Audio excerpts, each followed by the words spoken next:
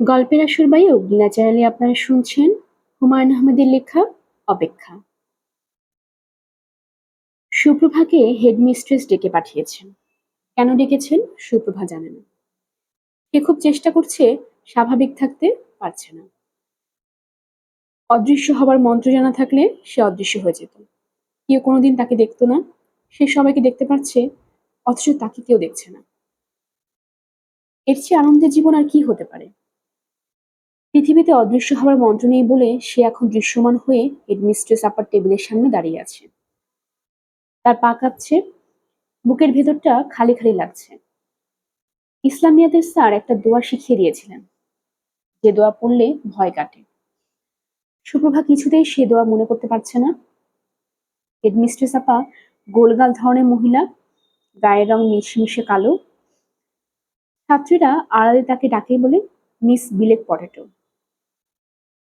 Black ভেঙে be like বানানোর কারণ কেউ জানে না, এবং তিনি মিসও নন, বিবাহিতা, মিসেস।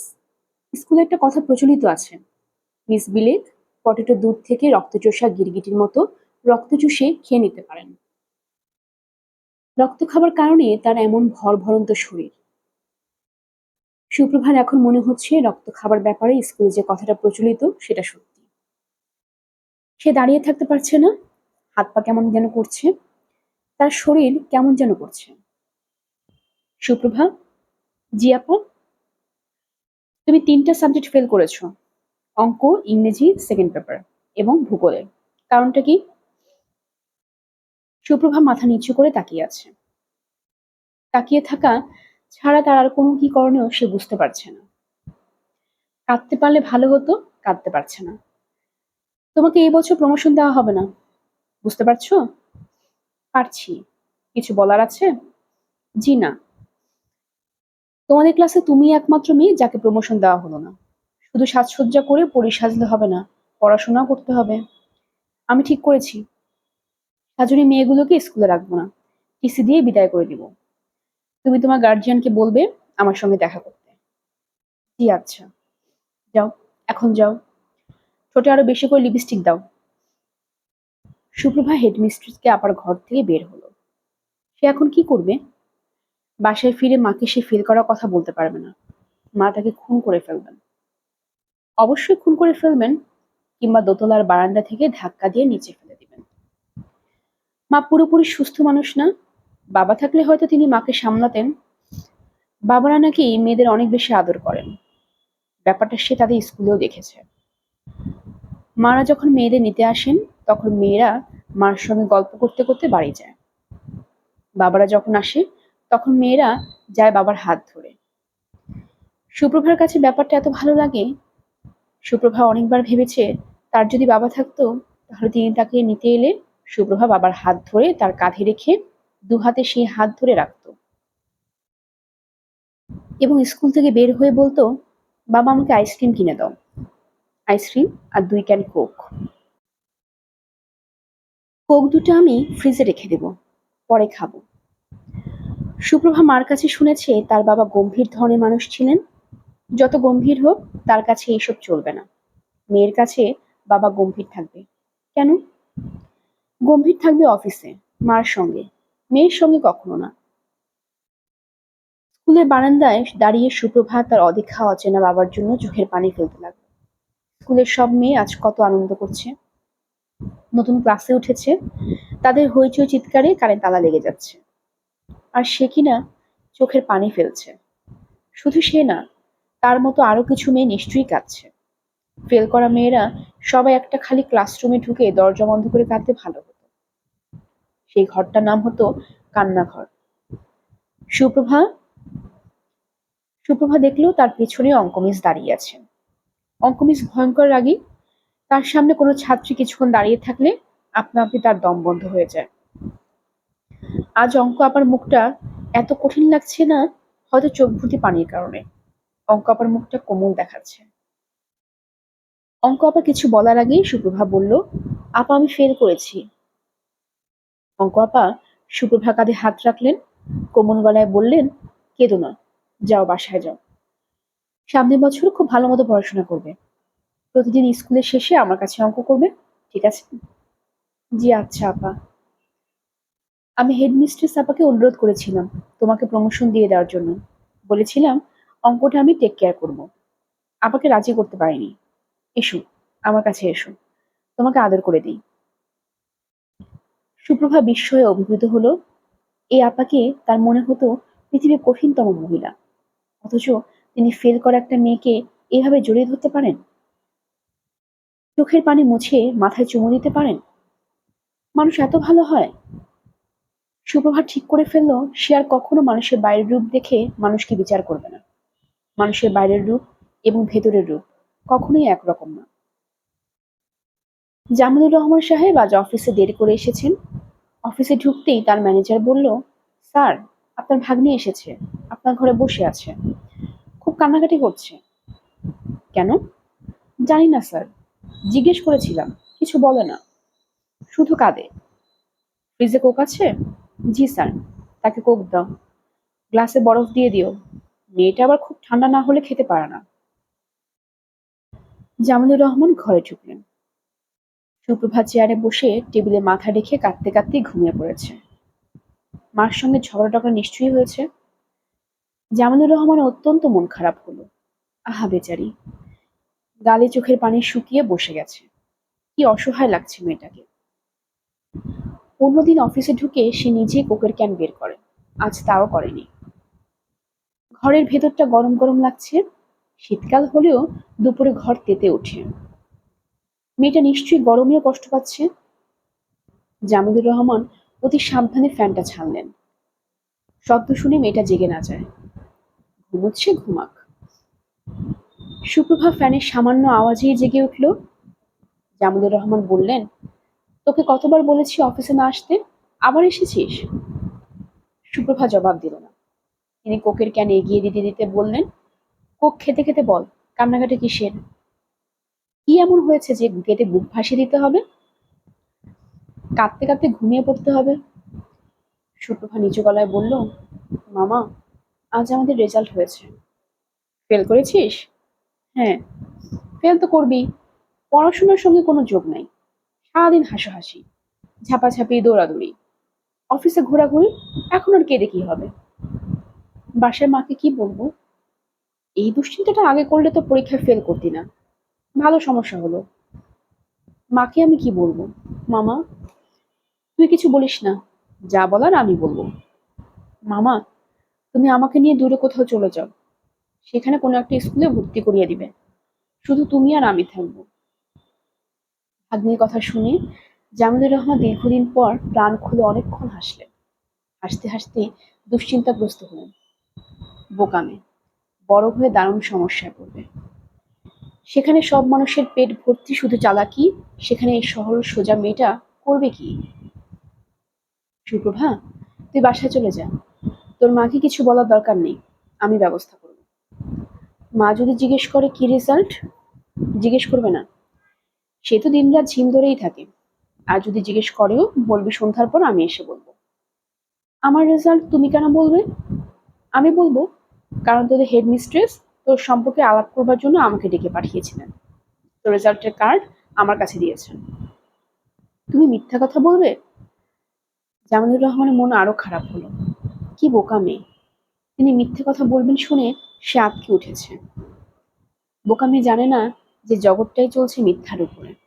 সত্যি কথা এখন শুধু বলে পাগলরা। কোক খা। কোক খেতে ইচ্ছে করছে না মামা? খেতে ইচ্ছে করবে না কেন? খা, দে, গ্লাসে খানিকটা আমাকেও ঢেলে দে, খেয়ে দেখি কি এমন জিনিস যে রোজ খেতে হয়। কোক খেতে খেতে জামিলুর রহমান ঠিক করে ফেললেন তিনি সুপ্রভার স্কুলে যাবেন। হেডমিস্ট্রেসকে বলবেন, আমি আপনার স্কুলে কিছু ডোনেশন করতে চাই। আমি দরিদ্র মানুষ, আমার সাধ্য সীমিত। 50,000 টাকা একটা চেক সাথে করে এনেছি, যদি গ্রহণ করেন খুশি হব, পরে আরো বেশি। কিছু করার ইচ্ছা আছে, আপাতত এইটা নেই। এতেই কাজ হওয়ার কথা, এর চেয়েও কমেও কাজ হবে, তবে তিনি কোনো রিস্ক নেবেন না। সুপ্রভার প্রমোশনটা দরকার। মেয়ে ফেল করেছে শুনলে তার মা অত্যাচার করবে। যত দিন যাচ্ছে সুরিয়া ততই যেন কেমন হয়ে যাচ্ছে। আজকাল কথা বললেও মন দিয়ে শুনে না, কেমন শূন্য দৃষ্টিতে তাকিয়ে থাকে। মাথা পুরোপুরি নষ্টই হয়ে গেছে। তার জন্য কিছু করা দরকার। কি করবেন তাও তিনি জানেন না। নিজের কাজকর্ম নিয়ে ব্যস্ত থাকেন, সংসারের দিকে তাকানো হয় না।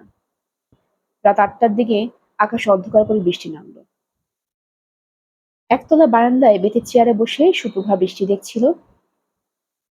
আসলে বৃষ্টি দেখছিল না, অপেক্ষা করছিল তার মামার জন্য। তিনি এত দেরি করছেন কেন? সুরেশ এখনো তার মেয়েকে কিছু ডেকে কিছু জিজ্ঞেস করেননি।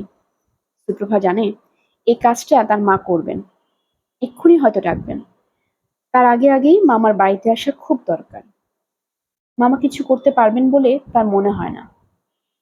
মিনিস্টার টিনিস্টার হলে হয়তো পারতেন। গত বছর মিনিস্টারে এক মেয়ে ফেল করেছিল। মিনিস্টার সাহেব স্কুলে এসেছিলেন, তাকে ফুলের মালা দেওয়া হলো, চা খাওয়ানো হলো, এবং মেয়ে পাশ হয়ে উপরের ক্লাসে উঠে গেল।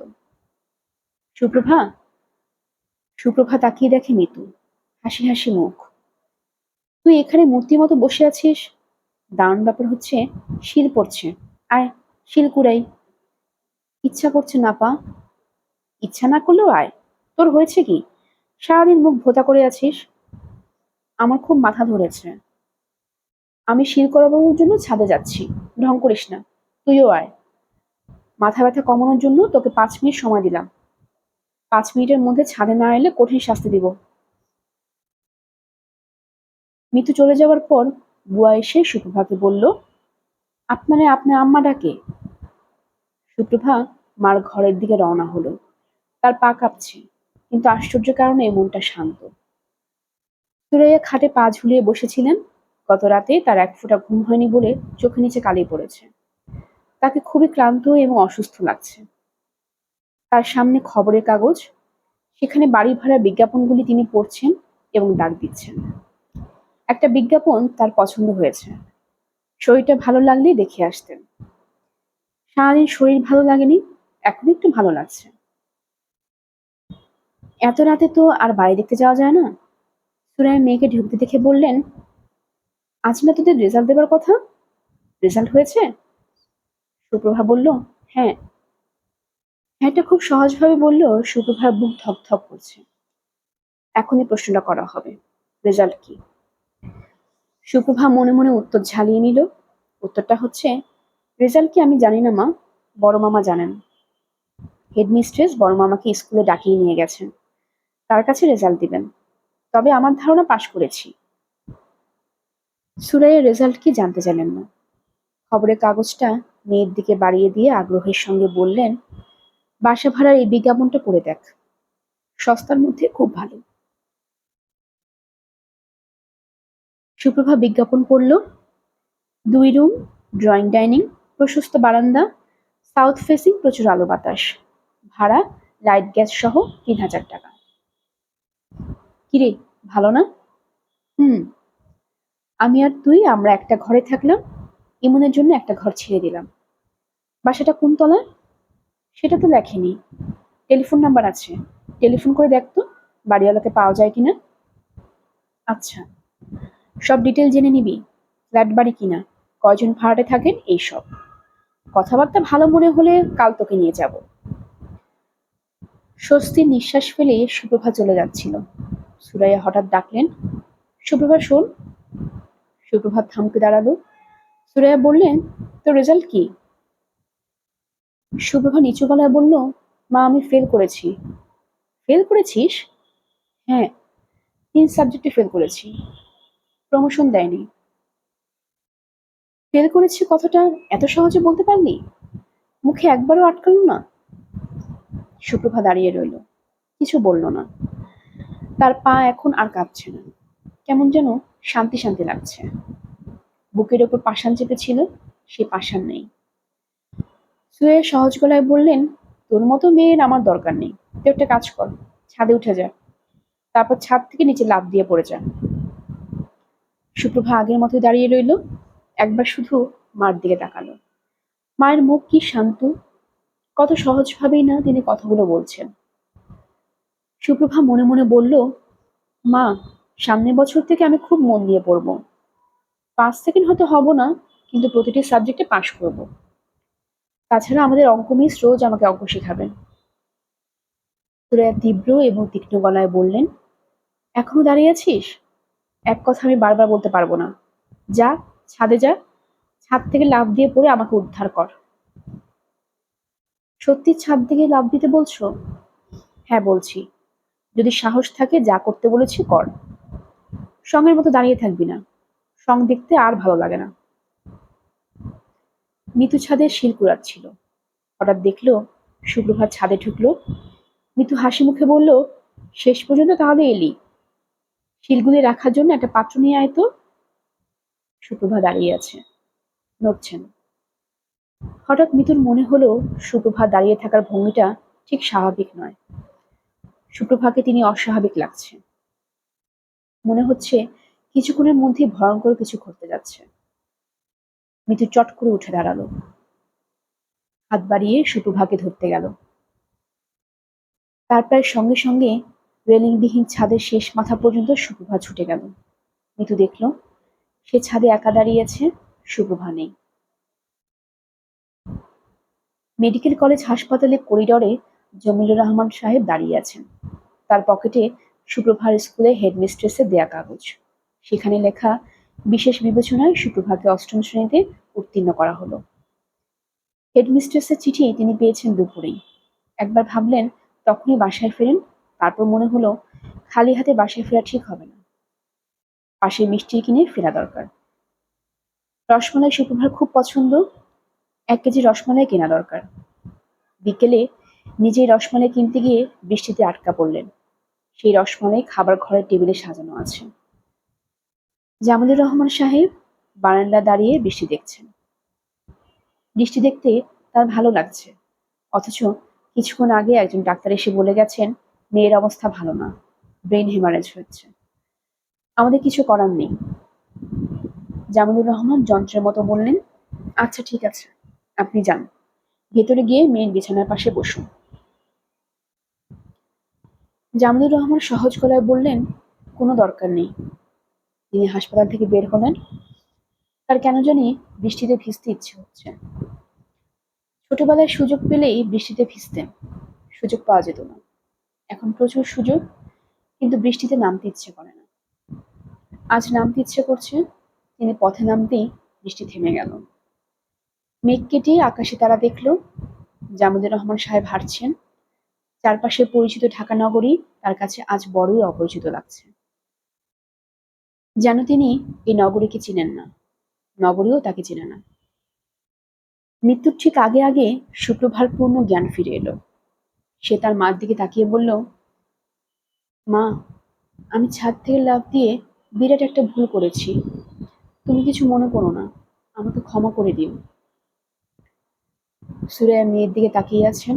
মনে হচ্ছে কি ঘটছে তিনি বুঝতে পারছেন না। সুপ্রভা বলল, মা, আমার খুব কষ্ট হচ্ছে, তুমি আমার গায়ে হাত বুলিয়ে দাও। সুরাইয়া মেয়ের গায়ে হাত রাখলেন।